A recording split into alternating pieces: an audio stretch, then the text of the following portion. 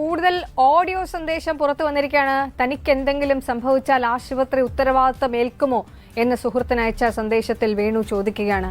കുടുംബത്തിനുണ്ടാകുന്ന നഷ്ടം അവർക്ക് നികത്താനാകുമോ എന്നും ഈ ശബ്ദ സന്ദേശത്തിൽ വേണു ചോദിക്കുന്നുണ്ട്. അതിലേക്ക് ഒരു ആൻജിയോഗ്രാം ചെയ്യുന്നതിന് വേണ്ടിയിട്ടും ഒരു എക്കോ എടുക്കുന്നതിന് വേണ്ടിയിട്ടാണെന്നാണ് ചേട്ടാ ഈ 5 ദിവസം. ഈ ദിവസത്തിനുള്ളിൽ ഈ ശരീരത്തിന് എന്തെങ്കിലും ആരോഗ്യവസ്ഥ എന്തെങ്കിലും എന്തെങ്കിലും ഭക്ഷണത്തിലും ഉണ്ടാക്കി ഭക്ഷണമായി കഴിഞ്ഞാൽ എന്താ ചെയ്യാൻ പറ്റുമോ?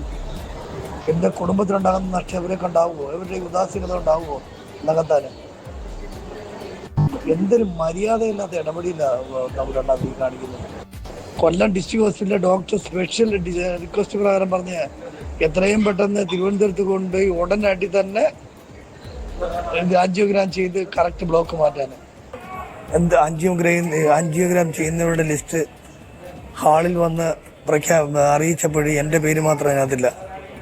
ഇതിനകത്ത് എന്ത് സംഭവിച്ചാണെന്ന് എനിക്കറിയത്തില്ല.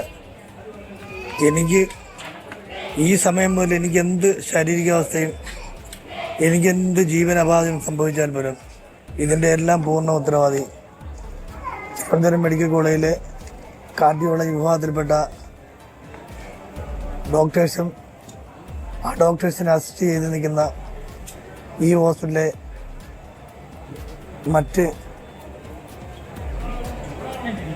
ജോലിക്കാരും കൂടെ ഞാൻ ഇതിലൂടെ ഉറപ്പ് നൽകുകയാണ്. ഒരു കാരണവശാൽ എനിക്ക് എന്തെങ്കിലും സംഭവിച്ചാൽ ഇതിന് ഉത്തരവാദികളായിട്ടുള്ള ഒരാളെ പോലും വെറുതെ വിടാൻ നോക്കരുത്.